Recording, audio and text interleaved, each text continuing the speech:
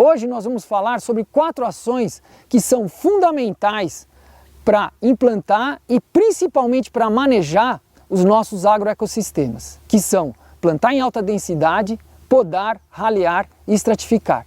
Se nós entendermos essas ações, a gente vai conseguir levar os nossos agroecossistemas até os sistemas de abundância. Então eu vou dar o exemplo hoje com o café, mas isso podia ser com o cacau, a laranja, o abacate, a lixia, com qualquer planta.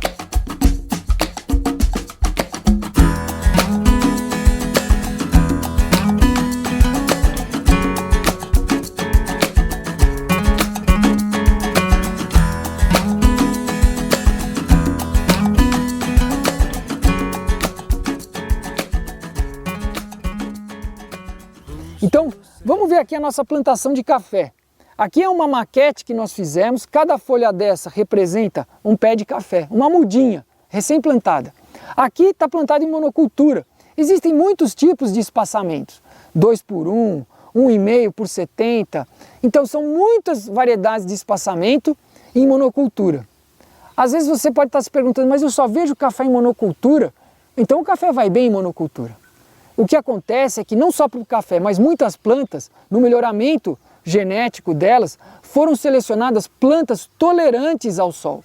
Mas, originalmente, muitas plantas que a gente vê em monoculturas a pleno sol são plantas de floresta. São plantas que estão no extrato baixo, médio, alto e não somente no extrato emergente. Então agora aqui nós vamos começar a nossa plantação de café. Aqui está em monocultura. Então foi plantado as mudinhas de café, dá preferência para plantar mudas em tubetes. Você pode pôr tubetes maiores, como se fosse o tamanho do saquinho tradicional de café. Por que em tubete? Porque sendo em tubete é possível mecanizar o plantio, tanto das nossas mudinhas de café, quanto das nossas mudas de árvore. Então nós vamos mostrar agora um plantio em consórcio do café com árvores. Who's to say what's impossible they forgot? This world keeps spinning and with each new day I can feel a change in everything. Então agora nós vamos implantar o nosso café consorciado com árvores. E por que consorciar? Porque nós queremos nos aproximar da floresta original que existia nesse lugar. Nós estamos no interior de São Paulo, então é Mata Atlântica, alguns lugares uma transição para o cerrado, mas no passado tudo isso foi floresta. Então a gente planta café intercalando com as árvores mães. O espaçamento que nós escolhemos aqui é 3 por 1. Então na linha, cada café plantado a 1 metro, intercalado por uma árvore mãe. Ernest deu essa denominação de árvore mãe porque é a árvore que vai criar o nosso café. Então pode ser tamboril, cajamirim, amendoim bravo, muitas espécies que crescem rápido e são resistentes à poda, farinha seca. Agora, o critério fundamental, ela tem que crescer bem na nossa região, porque é ela que vai sombrear o café. Então a gente planta café, árvore mãe, café, árvore mãe. E com o café a gente pode plantar mamona, alguma planta que rapidamente cresce e sombreia o nosso café, porque originalmente o café é do extrato baixo. E com a árvore mãe a gente coloca 2 mandiocas transversalmente à linha para criar a nossa árvore mãe. A mandioca é o viveiro da árvore mãe. Então plantamos aqui tudo de mudinha e de preferência a partir de tubete, porque sendo de tubete a gente pode mecanizar o plantio.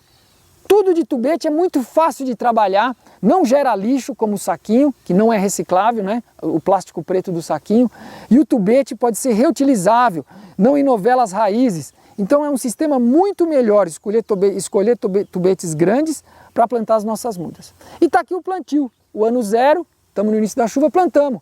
O café 3 por 1. A cada 20 metros nós podemos colocar uma linha de emergentes do futuro, junto com a nossa árvore mãe. Então pode ser jequitibá rosa, mogno africano, jatobá. São as emergentes do futuro que sombreiam uma área muito grande. Por isso que a gente não planta ela intercalando. Aí você pode olhar e falar, nossa, vai ficar um paliteiro de árvore aqui. Não, essas árvores vão ser podadas todos os anos e a gente vai chegar nas 4 ações principais, que é plantamos em alta densidade, a gente poda, a gente raleia E com isso, a gente estratifica o sistema. Então vamos dizer que isso aqui é o ano 1, as árvores cresceram e não existe muita poda ainda.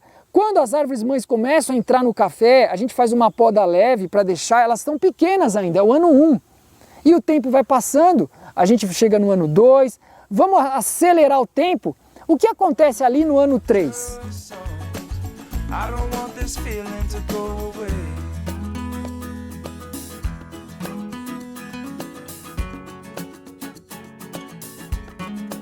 Chegamos então no ano 3. O nosso café já está parecendo uma floresta. Aqui eu coloquei um ramo de uma árvore simplesmente para simular, mas a gente pode alternar. Então eu ponho cajá, tamboril, amendoim bravo, farinha seca, cajá, tamboril, posso alternar. Quanto a gente criar essa diversidade, a gente simula mais a diversidade da floresta, de nichos, porque muitas vezes a gente vê que tem lugares que uma planta cresce muito bem e outra planta não cresce. Então é que aquela planta achou o nicho dela. Aqui agora as árvores estão sombreando o café.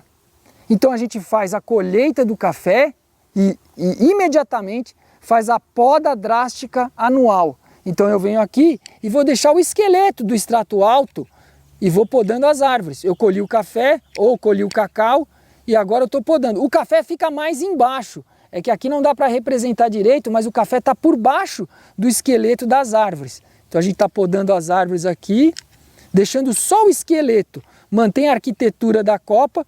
Aí aquela sombra que no estágio adulto seria o extrato alto 40%, o extrato médio 60% e o baixo 80%, 90%. Aqui a gente vai deixar o extrato médio alto com 3%, 8% de sombra só, porque a gente está estimulando a rebrota vigorosa dos extratos acima do café. E a gente dá preferência para emergentes que perdem as folhas, como o cajamirim. Ele é novo, então eu deixo ele crescer e tiro os ramos laterais. E ele vai perder a folha justamente no inverno, que é a indução do café, a indução floral para a safra do ano seguinte. Se você olha o café, logo depois que faz a colheita, pouco tempo depois, ele já está com os botões florais. Por isso que a poda é imediatamente após a colheita. Então aqui a gente faz a poda das árvores, dos estratos alto e médio que nós plantamos e deixa só o esqueleto. E o que vai acontecer? Vai chegar um momento que essas árvores vão crescer tanto que a gente vai fazer não só a poda da copa, a gente vai começar a fazer o raleamento. Então, principalmente dos emergentes, os altos e médios eu principalmente podo e os emergentes eu principalmente raleio. Então está aqui, a gente está fazendo a poda de todos os extratos.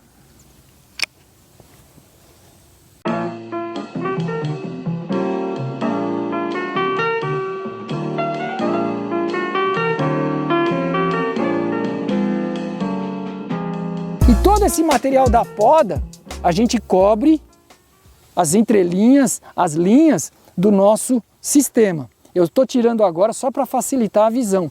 E se o lugar for em declive, você coloca os tocos em curva de nível para facilitar que a água freie e infiltre no solo. Então a gente dá aqueles lugares mais fracos, onde não estão cobertos, a gente vai e cobre.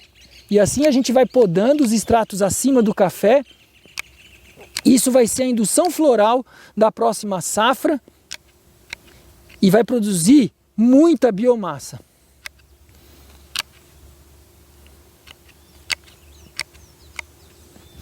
Aqui, pessoal, é uma questão só de deficiência do nosso modelo, mas o café, ele está embaixo. Eu não vou podar o café, mas ele fica para baixo da poda. A rebrota vai acontecer por cima do café. Isso é uma deficiência do modelo aqui, senão a gente teria que afundar mais as folhas, mostrando que o café cresceu, mas as árvores cresceram muito mais. Então essa poda eu estou fazendo é por cima do café, deixando só o esqueleto das árvores que sombreiam o nosso café. E daqui 7, 8 meses a gente vai ver o que acontece. O que nós estamos mostrando é o manejo que Ernst faz no cacau, que também vale para o café. Agora nós estamos no 5º ano, as árvores mães cresceram. A gente pode ter feito esse manejo no 4º ano, no 3º. A gente está mostrando um panorama geral. Qual é a grande dificuldade de praticamente todas as pessoas que estão plantando floresta? A gente não tem a imagem do futuro, porque nós não temos florestas manejadas de 30 anos, de 40 anos, somente Ernest tem, ele conseguiu ver o filme todo. Por isso que ele consegue nos explicar o que vai acontecer. E é isso que a gente está buscando transmitir para as pessoas, para sanar essas dúvidas. O que eu faço? Eu podo agora, eu podo depois? Então a gente, resumindo, né, fazendo uma revisão do que nós falamos até agora, a gente colhe o café, faz a poda drástica.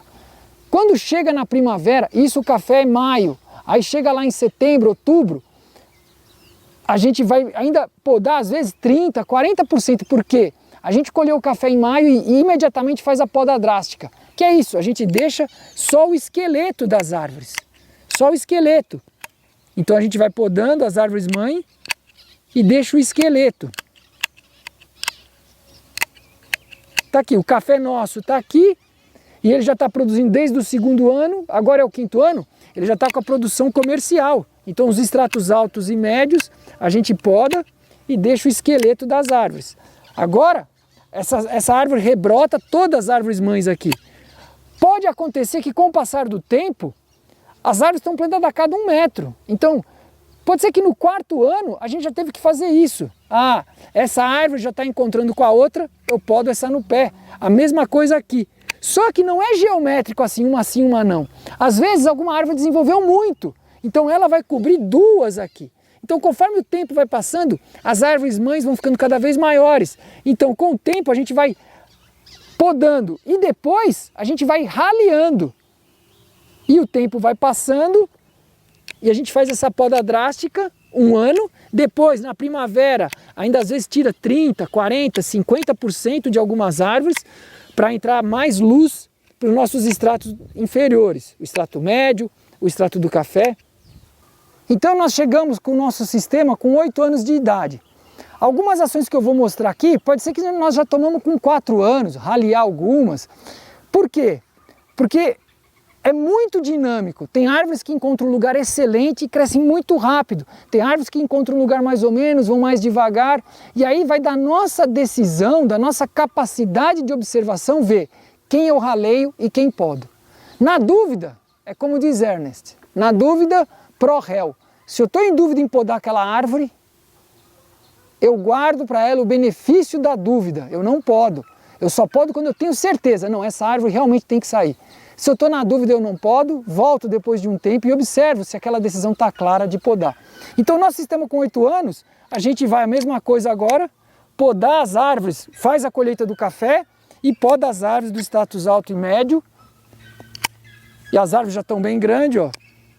Podo acima do café, pode ser com 5 metros e mantém o esqueleto das árvores. Pode podar mais baixo, manter um sistema mais baixo e deixo a arquitetura e podo de cima para baixo, porque aí vai amortecendo nos galhos de baixo que eu ainda não podei.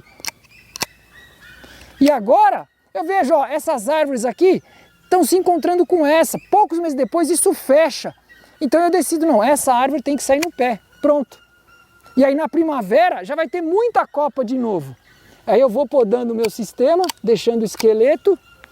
E agora, ó, lembra que quando nós começamos era café, árvore mãe, café, árvore mãe? Nos anos anteriores eu já raleei, porque já tem muita biomassa, já tem a porcentagem de sombra ideal para o sistema alto, para o extrato alto, para o extrato médio.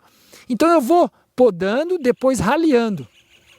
E assim eu mantenho agora, o sistema já está adulto, as porcentagens.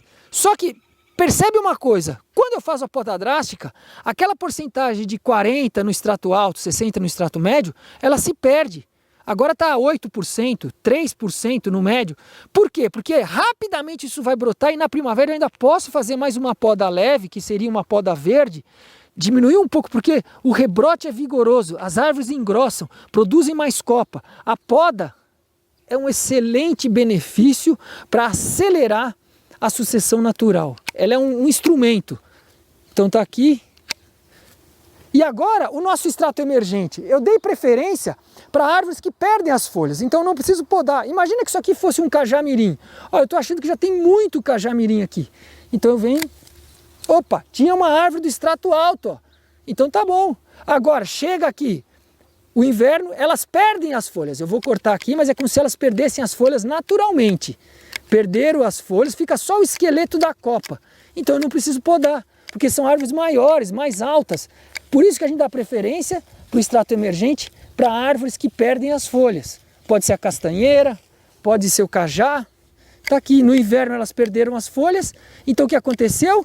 Adubo o meu sistema, a indução de crescimento para os estratos inferiores e muito material que cai aqui no chão para adubar todo o meu sistema. E o que acontece? Quando a gente plantou capim aqui, no primeiro ano era tudo capim. O capim está forte, aí a gente entra com as linhas de árvore acumulando o capim. Agora o capim se despediu, porque já tem tanta biomassa, eu plantei em alta densidade no início, que o capim se despediu. Por quê? Porque agora nós temos uma floresta que está sendo manejada todo ano. Uma poda drástica e depois uma poda leve. E assim a gente chegou no nosso sistema, na primeira fase, são muitos sistemas de abundância. Na primeira fase, quem sabe, nas portas do sistema de abundância, depois de 30 anos, Ernest diz que os sistemas dele, apesar de serem muito produtivos, ele diz que ainda não está dentro do primeiro sistema de abundância, mas está nas portas dos sistemas de abundância. E assim, a gente transforma aquela área que era um pasto no início, numa floresta extremamente produtiva.